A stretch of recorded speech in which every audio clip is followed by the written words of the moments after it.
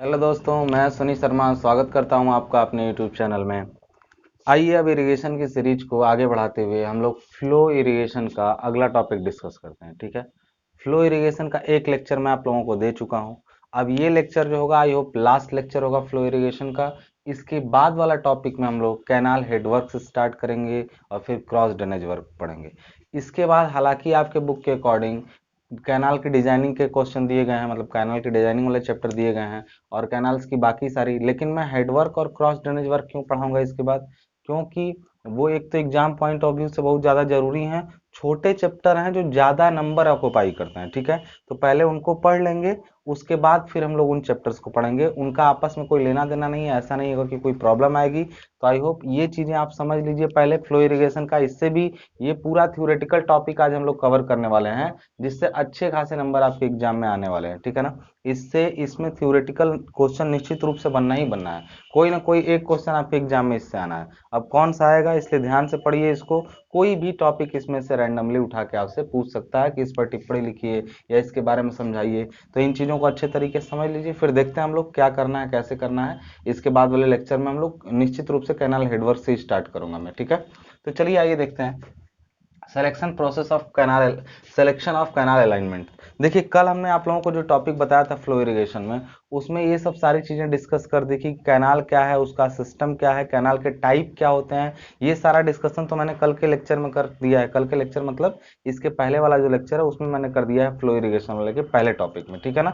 Lecture number 14 होगा irrigation का, lecture number 14 जिसमें ये सारी बातें की गई हैं।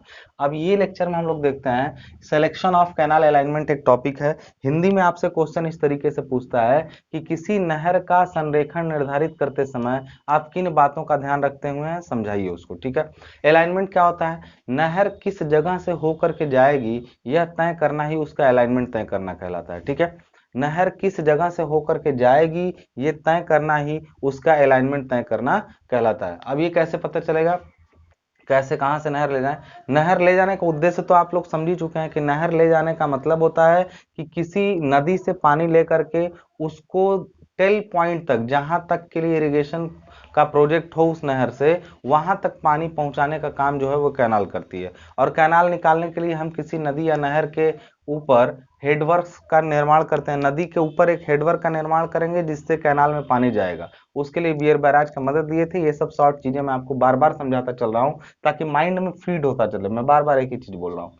लेकिन वो नहर जब जाएगी तो अरे यहाँ से अगर इस जगह से नहर को यहाँ ले आना है तो तमाम रास्ते हो सकते हैं बीच के, कहीं से भी नहर आ सकती है। हम उसको कहाँ से ले जाएं ताकि बेहतर से बेहतर काम हो, तो ये चीज निर्धारित करना ही कहलाता है उसका अलाइनमेंट निर्धारित करना। ठीक है ना। तो ये टॉपिक आपका एग्जाम में पूछ सकता है सिलेक्शन ऑफ कैनाल अलाइनमेंट से कि नहर का संरेखण निर्धारित करते समय जो सावधानियां बरतनी है, जिन बातों को ध्यान में रखना है उसको समझाइए। तो चलिए वन बाय वन चीजों को देखते हैं। सबसे पहली चीज ये बताइए, कैनाल मैंने बताया था आपको कि लास्ट में जब अलाइनमेंट के आधार पर कैनाल को हमने बांटा था तो तीन टाइप की कैनाल बताई थी। पहला हमने आपसे कैनाल का नाम लिया था कि रिज लाइन कैनाल होती है, वाटर सेट कैनाल होती है, दूसरा कंटूर कैनाल, तीसरा साइड स्लोप कैनाल। तो सबसे बेस्ट कैनाल प्लेन एरिया के लिए कौन सा था? वो था रिज कैनाल। रिज कैनाल का मतलब होता है वो कैनाल जो किसी क्षेत्र के रिज लाइन से होकर के जाती है। और रिज लाइन पर होने का सबसे बड़ा फायदा है कि बोथ साइड इरिगेशन क्या हो सकता है, यानी दोनों तरफ आउटलेट निकाल के दोनों तरफ से इरिगेशन कर सकते हैं। ये चीज मैं आपको समझा चुका हूं। ठीक है। अब हमारा सिलेक्शन करते समय देखिए कौन कौन से पॉइंट हैं। हम जब भी कैनाल को कहीं से ले जाते हैं तो भाई जब जा ही रही है तो हमें उसका मैक्सिमम आउटपुट मूल्य, देखिए कैनाल से सरकार को रिवेन्यू भी मिलता है। ठीक है ना। कैनाल से जब किसान पानी लेता है तो उस पानी का चार्ज भी गवर्नमेंट को देता है। तो आखिर अगर ऐसी जगह से ले जाएंगे जहां पर ज्यादा किसान या खेत है ही नहीं तो फिर ले जाने का आपका तो नुकसान होगा उस एरिया का। तो इसलिए मैक्सिमम कमांडेड एरिया, मतलब कैनाल को ऐसी जगह से ले जाना चाहिए जहां से उसके कमांड में ज्यादा से ज्यादा इरिगेशन के लिए एरिया मिल जाए। दूसरा इसका क्या है? Flow irrigation. फ्लो इरिगेशन का मतलब कैनाल हमेशा ऐसी जगह से ले जाइए जहां पे फ्लो इरिगेशन हो सके। मतलब फ्लो का मतलब अंडर ग्रेविटी फ्लो होकर के पानी खेतों तक पहुंचे, ताकि कैनाल में लिफ्टिंग या पंपिंग का व्यवस्था हमको न करना पड़े। अब ऐसे जगह से आप कैनाल ले गए एकदम नीचे ले गए, मतलब ले जाते समय ऐसे क्षेत्र के निचले पॉइंट से ले गए कि पानी नीचे उतर गया, खेत ऊपर हो गया, तो फिर प्रॉब्लम क्या होगी, पानी को ऊपर उठाने में प्रॉब्लम हो जाएगी। तो कैनाल हमेशा पहली बात कि मैक्सिमम कमांड करना चाहिए, किसी भी क्षेत्र के मैक्सिमम कमांड में लेना चाहिए उसको। दूसरा जरूरी बात है कि ऐसी जगह से ले जाएं कि वो फ्लो इरिगेशन के तहत पानी खेतों तक पहुंचा सके। अब अगला चीज होता है टोपोग्राफी। टोपोग्राफी का मतलब होता है स्थलाकृति। स्थलाकृति कैनाल, कैनाल जहां से भी ले जाएं वो ऐसी जगह से ले जाएं जो क्षेत्र ज्यादा उबड़ खाबड़ ना हो, और दूसरा दलदली या ऐसा क्षेत्र ना हो जिस पर अगर कैनाल को आप ले जा रहे हैं तो पानी के दबाव से उसके एम्बैंकमेंट कट जाने की संभावना हो, या फिर अगर फाल वगैरह बीच में आ रहे हैं, फाल मतलब अभी पढ़ाऊंगा मैं तो फाल के बारे में बताऊंगा। जब भी कहीं नहर जा रही होती है अचानक उसके लेवल में ड्रॉप होता है तो वहां पे फाल बनाए जाते हैं। तो फाल वगैरह पर पानी का वेलोसिटी इतना हाई होता है और कहीं कहीं प्रेशर इतना बढ़ जाता है एम्बैंकमेंट पे कि स्कोरिंग यानी कटाव होने लगता है। तो स्थलाकृति ज्यादा उबड़ खाबड़ होगी तो हमें ज्यादा फॉल्स बनाने पड़ेंगे और ज्यादा दिक्कतें आएंगी, जिस वजह से खर्च भी बढ़ेगा और साथ साथ सेफ्टी भी प्रभावित होगी। तो हमेशा टोपोग्राफी लगभग प्लेनर होनी चाहिए, ठीक है ना, ज्यादा उबड़ खाबड़ नहीं होना चाहिए, ठीक है। सेक्शन, कैनाल को ऐसी जगह से आप ले जाइए। आप जानते हैं कैनाल तीन टाइप की बनती है, अगर उसके सेक्शन के पॉइंट ऑफ व्यू से देखें तो कैनाल पार्शियली कटिंग फिलिंग में हो सकती है, फुल्ली कटिंग में हो सकती है, या फुल्ली फिलिंग में हो सकती है। ये तीन टाइप की कैनाल हो सकती है। सबसे बेस्ट कैनाल सेक्शन कैसा माना जाता है, जो पार्शियली कटिंग में हो और पार्शियली फिलिंग में हो। तो जब ऐसी जगह से ले जाएंगे कि जहां पर उबड़ खाबड़ या फिर पार्शियली कटिंग फिलिंग मिले तभी ना, कि अब ऐसी जगह से ले जाएगी फुल्ली फिलिंग, फुल्ली फिलिंग में एम्बैंकमेंट जो होता है उसके फेल होने के चांस बहुत ज्यादा होते हैं। क्योंकि फुल्ली फिलिंग में होता है कि कैनाल को बनाना और एम्बैंकमेंट पूरा मिट्टी का बनाना जिससे वो नेचुरली कंसोलिडेट हुआ नहीं रहता है और उसको लेटरल प्रेशर अच्छा नहीं मिल पाता है, जिसकी वजह से एम्बैंकमेंट के टूटने का चांस ज्यादा होता है। तो हमेशा ध्यान रखिएगा कैनाल को ऐसी जगह से ले जाइए कि उसका सेक्शन कैसा मिले हमें, पार्शियली कटिंग में और पार्शियली फिलिंग में मिले, ठीक है।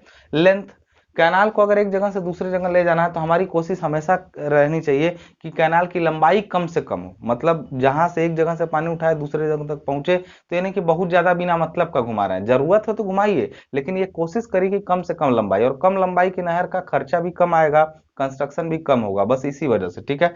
अगली चीज है कर्व ऑन पाथ्स। कैनाल कहीं पर जा रही है, सपोज ऐसे सीधे जा रही है और उसमें शार्प कर्व जब आता है ना तो उस जगह पर दिक्कत बहुत होती है। जहां पे कैनाल में ज्यादा घुमाव हो उन जगहों पर उसके स्कोरिंग और सिल्टिंग की संभावना ज्यादा होती है। जब अभी अगला टॉपिक हम लोग पढ़ेंगे तो देखेंगे कैनाल जब घूमती है तो आउटर सरफेस पर स्कोरिंग होने लगता है और इनर सरफेस पर सिल्टिंग होने लगती है, जिस वजह से नहर के चोक होने की संभावना ज्यादा होती है, क्षतिग्रस्त होने की संभावना ज्यादा होती है। इसलिए हमेशा कोशिश करनी चाहिए कि जो कैनाल हो उसके रास्ते में कर्व, शार्प कर्व बहुत कम से कम आए, यानी उसमें स्कोरिंग और सिल्टिंग की संभावना क्या हो, बहुत कम से कम बने, ठीक है। अगला टॉपिक हम लोग का क्या है, क्रॉस ड्रेनेज। अब मैंने इसके बारे में भी आप लोगों को बताया क्रॉस ड्रेनेज वर्क के बारे में, जब मैं पेपर सॉल्व करवा रहा था इरिगेशन का लास्ट प्रीवियस ईयर पेपर, तो देखिए ये सब टॉपिक उसमें आ चुके हैं, इसलिए मैंने कहता हूं कि प्रीवियस ईयर पेपर। और दूसरी बात, टेलीग्राम का जो डिस्कशन ग्रुप है वो तो बंद हो गया, लेकिन टेलीग्राम चैनल बंद नहीं हुआ है। आप डिस्क्रिप्शन बॉक्स में टेलीग्राम का चैनल ज्वाइन कर लीजिए। इसका क्या है कि उसमें ग्रुप में तो आप लोग ज्यादा बोल रहे थे और मैंने इसलिए उसको बंद कर दिया, ठीक है ना।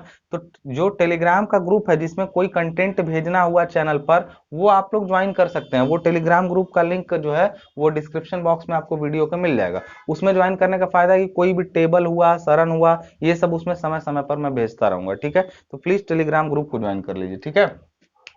क्रॉस ड्रेनेज वर्क के बारे में मैंने प्रीवियस ईयर में बताया था कि कोई भी नहर जब जाती है तो हो सकता है और नहर जा रही है और बीच में कोई नदी या नाला आ जाए, तो फिर नहर को उसके ऊपर या उसके से नीचे से ले जाना होता है। इसके लिए एक्विडक्ट्स या फिर क्रॉस ड्रेनेज वर्क कई टाइप से बनाए जाते हैं, साइफन बनाया जाए, सुपर पैसेज बनाया जाए, एक्विडक्ट्स बनाए जाए, ये तमाम तरह की व्यवस्थाएं की जाती हैं जिससे नहर और नदी या नहर या नाला एक दूसरे को क्रॉस कर जाए, लेकिन इसमें खर्च बहुत ज्यादा आता है। तो फिर कैनाल अलाइनमेंट निर्धारित करते समय हमेशा ये कोशिश करनी चाहिए कि कैनाल के रास्ते में कम से कम क्रॉस ड्रेनेज वर्क आए, कम से कम क्रॉस ड्रेनेज वर्क आए, जिससे कैनाल बनाने का खर्च क्या हो, कम से कम हो।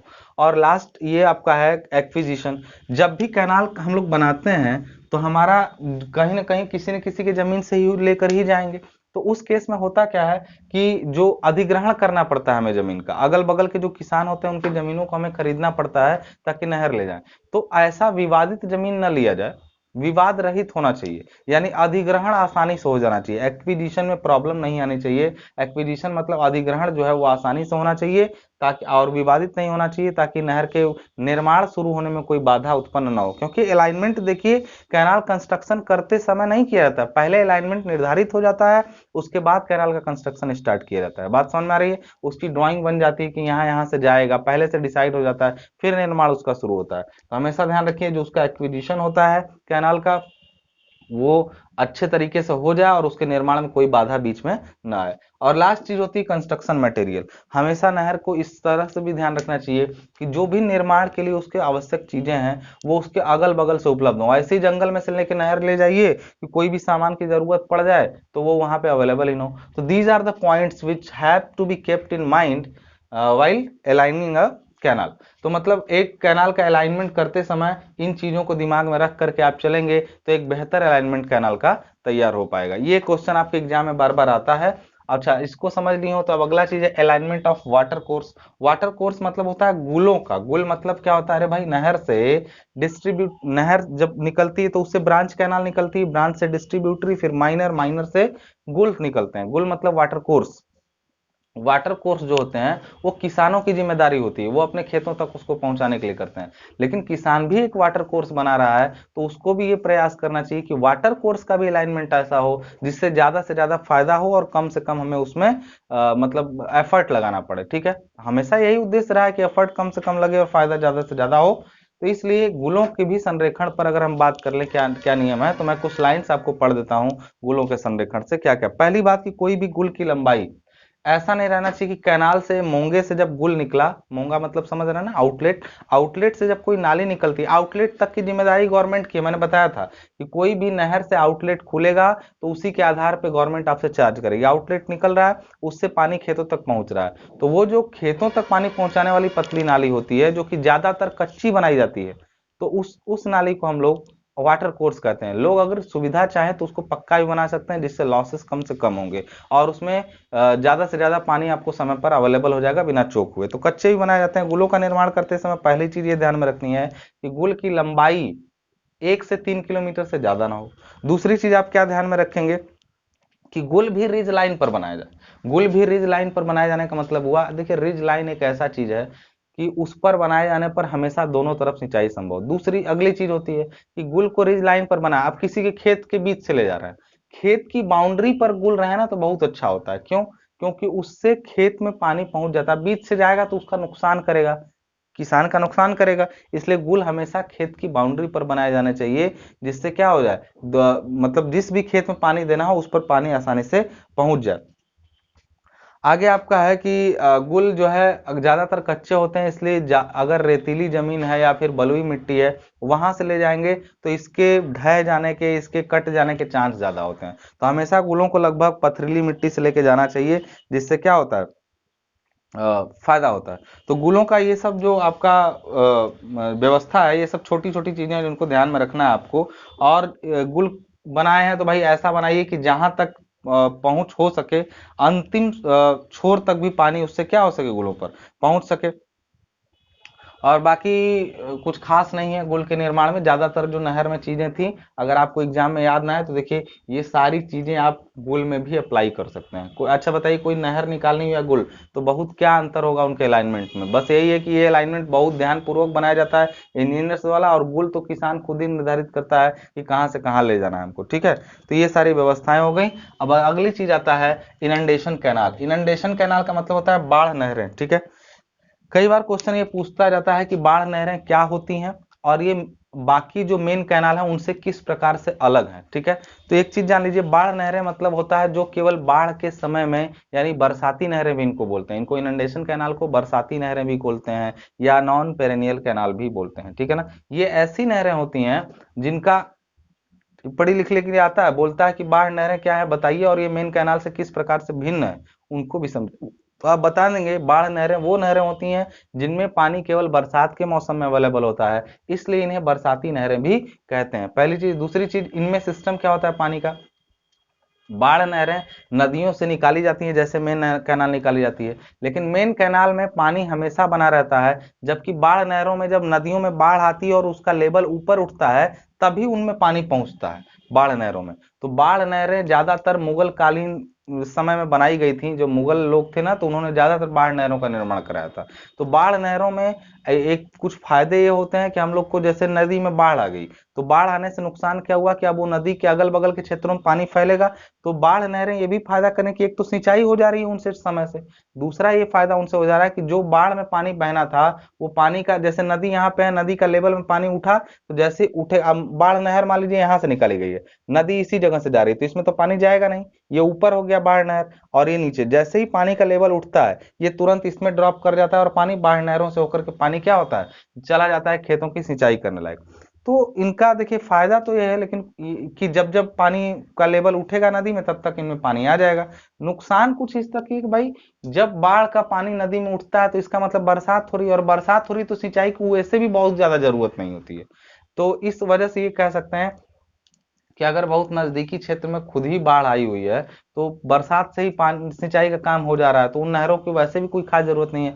लेकिन वहां से अगर पानी को वहां से उठा करके किसी दूर क्षेत्र तक ले जाना रहे तो काफी मदद मिल जाती है बाढ़ नहरों से भी। तो बाढ़ नहरें इस मामले में थोड़ी नुकसानदायक भी है, बाकी उनका कुछ फायदा भी है, ठीक है ना। तो थोड़ा टिप्पणी आप इस पर कर सकते हैं कि इनंडेशन कैनाल क्या है और उनका सिस्टम कैसे होता है। डायग्राम बना देंगे और अच्छा हो जाएगा। जो डायग्राम बनाते समय मत सोचा कीजिए ना कि हम बुक वाला डायग्राम बनाए, डायग्राम आप जो जानते हैं उसी से ड्रॉ कर दीजिए। आप ये मत सोचिए कि अच्छा ये बताइए, आप जो मैंने आपको बोला इस टाइप से उसमें क्या दिक्कत है आपको, सेम चीज आप पढ़ रहे हैं तो उसी से रिलेटेड डायग्राम भी बनाइए। कुछ मत सोचिए कि अगला कैसा होगा, एग्जामिनर क्या होगा, सब बस ये चाहता है कि वो देखना चाहता है कि आप क्या सोच रहे हैं, आपके अंदर क्षमता है कि नहीं खुद से एक नया डायग्राम तैयार करने की, बशर्ते वो सही होना चाहिए। नहीं कि आप एक हाइपोथेटिकल सिचुएशन क्रिएट कर दें उसके बाद उसमें जाकर के कुछ अलग ही बना रहे हैं। साड़ी के किनारे पर हंस बना दीजिए, कहिए कि इमेजिनरी नहीं है एक्चुअल है, ऐसा नहीं होता है। तो आपका डायग्राम टेक्निकली सही होना चाहिए, बाकी वो जरूरी नहीं कि उसकी बनावट आपके बुक के अकॉर्डिंग ही हो, ठीक है। तो इनंडेशन कैनाल में ज्यादा कुछ है नहीं, बस जान गए इसके बारे में। अब एक चीज आती है बंधारा इरिगेशन। इसमें कई बार ऐसे दे देता है कि बंधारा इरिगेशन पर टिप्पणी लिखिए। बंधारा इरिगेशन क्या होता है, अभी आपको मैं जब पढ़ाऊंगा हेडवर्क के बारे में तो देखिए, पढ़ाऊंगा तो पढ़ाऊंगा क्या, मैंने आपको जब ये करवाया था पेपर तो उसमें आया था इसका क्वेश्चन और मैंने उसको डिटेल में वही समझा दिया था। लेकिन अगर देखे होंगे तो आप जानते होंगे कि जब भी कोई नदी इस टाइप से निकलती है, जब भी कोई नदी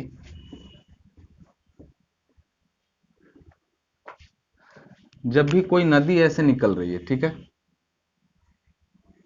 और नदी निकलती है ना, तो देखिए ये डाउन हो रही है ना, तो अप में नदियां देखिए एक ही जगह से नदी नहीं निकलती है, कई छोटे छोटे स्ट्रीम्स आके उसमें मिले होते हैं, ठीक है। नदियों में कई स्ट्रीम, मतलब जानते हैं क्या होती है, जल धाराएं। ये नदियां हैं, ये रिवर है आपकी, ठीक है, और ये स्ट्रीम्स हैं, स्ट्रीम्स हैं, ठीक है। आई होप, सॉरी आपको दिखाई नहीं दे रहा होगा, रुकिए मैं आपको इधर दिखा देता हूँ चीजों को।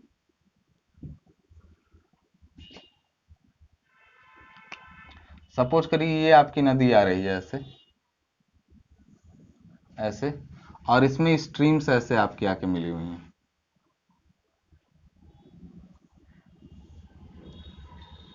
इस टाइप से, ठीक है। तो ये स्ट्रीम है, स्ट्रीम क्या होती है, एक मान लीजिए एक नंबर स्ट्रीम है, दो नंबर है, ये भी एक स्ट्रीम है, और ये फाइनली आपकी रिवर है, ठीक है। इसमें क्या समझे आप, जब भी कोई नदी निकलती है पहाड़ों से ना, तो पहाड़ों पे कई जल धाराएं आके आपस में मिलती हैं और फिर नदी के रूप में आगे बढ़ती हैं। तो कई स्ट्रीम्स आके मिली और ये नदी आगे बढ़ने लगी, ठीक है। तो जब भी हम चाहते हैं, अच्छा ये नदी जब आगे बढ़ रही होगी तो ये काफी ऊंचाई पर होगी, इसका हाइट काफी ज्यादा होगा, ऊंचाई इसकी ज्यादा होगी, और यहाँ पर आके उसका स्लोप लगातार डाउन होती जा रही है, तो इस वजह से यहाँ का आरएल उसका क्या होगा, काफी कम होगा। तो एक चीज का हमेशा ध्यान रखिएगा कि जब भी हम लोग नदियों से कोई नहर वगैरह निकालते हैं तो नहर हमेशा साइड से निकलती है, ऐसे ऐसे नहर निकलती है साइड से। और फिर इसको देखिए, अच्छा कोई क्षेत्र है, मान लीजिए क्षेत्र में नदी जो होती है वो काफी डाउन लेवल पे होती है, किसी भी क्षेत्र में नदी काफी, अरे जब डाउन नहीं हुआ तो पानी हमेशा नीचे ही ना सरकता है, इस क्षेत्र में पानी ऊपर चढ़ जाएगा। लेकिन हमारा काम क्या होता है कि जैसे मान लीजिए ये रिज लाइन है इस क्षेत्र की, ये इस क्षेत्र की रिज लाइन है, ठीक है। ये बंधारा अभी नहीं बता रहा हूँ, थोड़ा सा एक अलग से टॉपिक है, इसको समझ लीजिए कि कैनाल को कैसे रिज लाइन पे ले आया जाता है।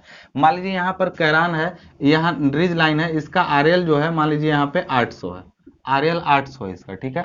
और आगे जाके आरएल इसका हो गया 500 यहाँ पे, ठीक है। इसका आरएल 500 हो गया, इसका आरएल 550 हो गया। अब नदी यहाँ पे नहर रिज लाइन है, मतलब ये काफी ऊंचाई, तो इसके बगल में जो नदी होगी, नदी का आरएल काफी कम होगा। कितना कम होगा? सपोज करिए कि ये आपका आरएल जो है वो 600 है, ठीक है। तो 600 से नदी उतर करके यहाँ जो पहुंच रही है वो 400 पर पहुंच रही है, ठीक है। 600 से नदी 400 पर पहुंची है, ये 800 से यहाँ पे पहुंचा, ये क्षेत्र अभी भी ऊंचा है। लेकिन जब हम लोग यहाँ पे इस टाइप से ऐसे काम करेंगे कि 600 वाले से एक नहर निकाल करके यहाँ आके मिला दें ऐसे ऐसे, तो देखिए अब क्या होगा इससे, पानी देखिए 600 से 550 पे आ गया ना। हालांकि ये 800 पर नहीं जा सकता था, लेकिन इसको ले आ करके ऐसे 500 पर मिला दिए ना। इससे क्या हुआ, अब देखिए ये रिज लाइन को पकड़ लिया है, अब 500 पर से इस टाइप से निकलते हुए नहर चला जाएगा। तो इस व्यवस्था को कहते हैं कि कैनाल को कैसे रिज लाइन पे लाया जाता है, ठीक है ना। देखिए यहाँ पे डायरेक्ट नहीं ला सकते थे, लेकिन नदी से ऐसे निकाल करके इस टाइप से रिज लाइन पे मिला दिए, और एक बार रिज लाइन पे मिल गई तो ये रिज लाइन को पकड़ते। अब देखिए नदी का तल इससे नीचे है, तो नहरों से पानी जब जाएगा तो नदी की तरफ जाएगा, बीच में जितने गांव वगैरह होंगे सबकी सिंचाई क्या होगी, हो जाएगी। तो ये हुआ कि नदी का लेवल देखिए नीचे है, नहर का या रिज लाइन ऊपर है, तो हम रिज लाइन पे वहीं पे ना मिला के आगे जाके मिलाएंगे, ठीक है। तो आई होप ये आपको समझ में आ गया होगा चीज। अब देखिए जरा बंधारा क्या होता है। बंधारा में जैसे नदियों में बड़े बड़े बियर बनाए जाते हैं, बियर से पानी का लेवल ऊपर उठाया जाता है, जैसे ये 600 की जगह और कम होता है तो पानी का लेवल ऊपर उठा देते हैं हम लोग बियर बना के। अब इस जगह पर हेड रेगुलेटरी बनाते, हेड डाइवर्ट करते पानी को यहाँ पे, इतना सब व्यवस्था पक्का निर्माण होता है, ठीक है ना। मतलब हेड वर्क एक जो है वो पक्का निर्माण है, जिससे पानी को डाइवर्ट किया जाता है, कहाँ, खेतों तक। लेकिन जब कहीं किसी क्षेत्र में ज्यादातर जो सेमी हिली एरिया है, मतलब अर्ध पहाड़ी क्षेत्र हैं, उन क्षेत्रों में जहां पे मतलब समझिए कि पक्के निर्माण करना संभव नहीं है, क्योंकि कटाव ज्यादा होता है, भूस्खलन ज्यादा होता रहता है, ऐसे क्षेत्रों में जहां पर दिक्कतें ज्यादा हैं और मिट्टी स्थायी नहीं है, वहां पर लोग, लोकल लोग जो होते हैं ना, जो गांव के लोग होते हैं, वो नदी ऐसे मान लीजिए जा रही है, तो वो ना अपने से कोई छोटी दीवार बना लेते हैं। कोई छोटी दीवार मतलब केवल इनका जो दीवार का हाइट होता है 10-5 मीटर, 15 मीटर ऊंचा एक दीवार बना लेते हैं। और दीवार बनाने से, अब यहाँ दीवार बनेगी तो पानी इसको पहले ऊपर उठ के क्रॉस करेगा दीवार को, तब तो आगे जाएगा। तो 10-15 मीटर ऊंची दीवार बना लिए और यहाँ से कोई नहर निकाल दी है ऐसे, ठीक है। तो इसको, अब ये पक्का निर्माण नहीं है, केवल ये जो दीवार बनी है वो गांव वाले मिलके बना लेते हैं। एक तरह से हेड वर्क पक्का है, तो बंधारा सिंचाई जो होती है वो कच्ची व्यवस्था है। बंधारा सिंचाई एक तरह की हेडवर्क ही व्यवस्था है, लेकिन कच्ची व्यवस्था है, जिसमें यहाँ पर दीवार बना करके पानी को मोड़ दिया जाता है। तो बांध मतलब, बंधारा का मतलब बड़े बांध ना होकर के छोटे छोटे बंधारे। अब गांव वालों ने यहाँ बनाया और फिर आगे जाके एक और, अच्छा इससे क्या हुआ, इस क्षेत्र में पूरा सिंचाई हो गया, इधर के क्षेत्र में पूरा, इधर से इधर भी निकाल सकते थे, इधर के क्षेत्र में सिंचाई, आगे जाके फिर एक बंधारा बना लिया, फिर यहाँ से एक नहर निकाल दी। तो बंधारा सिंचाई एक लघु सिंचाई व्यवस्था है, जो छोटे, लघु मतलब माइनर, जो छोटे क्षेत्रों के लिए ग्रामीणों द्वारा स्वयं बनाई जाती है। बंधारा सिंचाई वो व्यवस्था है जो एक लघु टाइप की व्यवस्था है, जो 500 हेक्टेयर तक के एरिया को सींचने के लिए सुटेबल होता है। इसमें गांव वाले मिलकर के नदी के ऊपर छोटी दीवार बनाते हैं और उससे पानी निकाल करके कुछ क्षेत्रों तक सिंचाई कर लेते हैं छोटी नहरों द्वारा, ठीक है। यहाँ पर ध्यान देने वाली बात यह है बंधारा सिंचाई में, कि ये काफी, इसमें देखिए होता क्या है कि बंधारा से जब नहरें निकाली जाती है ना, तो यहाँ पर पक्का व्यवस्था नहीं होने की वजह से नदी का जो सिल्ट होता है ना, वो भी खेतों तक पहुंच जाता है। सिल्ट का मतलब होता है, मैंने कहा था कि जब नहर निकाली जाती है और हेडवर्क किया जाता है तो उसमें सिल्ट एक्सट्रैक्टर निकाले जाते हैं। सिल्ट एक्सट्रैक्टर का मतलब क्या होता है, ऐसी व्यवस्था जिससे नदियों के पानी से सिल्ट को अलग करके तब पानी को नहर में भेजा जाता है। तो कुछ हद तक सिल्ट पहुंचती है, ज्यादा मात्रा में नहीं पहुंचती है, लेकिन बंधारा सिंचाई में जो नहरें निकलती हैं उनमें सिल्ट काफी मात्रा में पहुंचती है, जिससे कुछ तो फायदा होता है कि फर्टाइल सिल्ट खेतों तक पहुंचती है, तो फर्टाइल सिल्ट होने की वजह से खेतों की फर्टिलिटी बढ़ती है। लेकिन ज्यादा मात्रा में सिल्ट पहुंचने से खेतों में जो नालियां होती हैं वो चौक हो जाती हैं और उनमें उर्वरता में कमी भी आ जाती है। मतलब एक चीज जान लीजिए कि जो नदी की सिल्ट होती है ना, उनमें फर्टिलिटी का गुण तो है, लेकिन ज्यादा मात्रा में होने पर वो चौक करके फर्टिलिटी को बर्बाद भी कर सकती हैं। तो बंधारा सिंचाई आप लोगों को समझ में आया क्या हुआ? बार बार कि लघु सिंचाई व्यवस्था है जिससे कि जो किसानों के जिम्मे होता है, जो गांव के लोग मिलकर के खुद बंधारा सिंचाई की व्यवस्था अपने लिए कर सकते हैं। और इसको बनाने के लिए बस ये ध्यान रखना चाहिए कि नदी जहां पर बिल्कुल पतली हुई हो वहीं पर बनाइए, और एक तरह की कच्चा निर्माण हो सकता है भट जाए, हो सकता है बरसात के बाद खराब हो जाए तो फिर से आपको बनाना पड़ेगा, ठीक है ना। तो बंधारा सिंचाई में भी ज्यादा कुछ नहीं है, जब भी सारण वगैरह पढ़े और बंधारा सिंचाई आए तो उसको वहीं पर पढ़ करके खत्म कर दीजिए, ठीक है। आई होप ये फ्लो इरिगेशन का आपको टॉपिक सारा समझ में आ गया होगा। थ्योरेटिकल पार्ट थे, जितना बोला हूं वो लिखना पड़ेगा आपको एग्जाम में, ठीक है। तैयार कर लीजिएगा, कुछ पॉइंट्स को नोट कर लीजिएगा, कुछ बुक का मदद लीजिएगा, और लेक्चर सुने हैं तो कुछ ना कुछ तो पक्का लिख के आएंगे। बस इतना जान लीजिए कि लेक्चर सुने हैं तो कुछ ना कुछ तो पक्का ही लिख के आएंगे, ठीक है। तब तक के लिए आप अगला वीडियो का इंतजार करिए जिसमें हम लोग नया टॉपिक स्टार्ट करेंगे। और टेलीग्राम को ज्वाइन कर लीजिए, बार बार कह रहा हूं, ताकि उसमें जो है आपको मिलता रहे नोट्स वगैरह या फिर जो भी चीजें अपडेट्स होंगी। सिलेबस कुछ लोग मांगते हैं, टेबल मांगते हैं, भाई सब उसमें भेजा हुआ हूं मैं।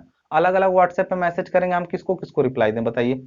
जब एक बार मैंने जवाब दे दिया है कि टेलीग्राम को ज्वाइन करिए, उसमें आपके जवाब मिल जाएंगे आपको। और कम से कम सवाल कीजिए, हम आपके कितने सवाल का जवाब दे पाएंगे। कोशिश करता हूं लेकिन फिर फेल हो जाता हूं, ठीक है। मिलते हैं, तब तक के लिए नेक्स्ट वीडियो को इंतजार करिए। धन्यवाद।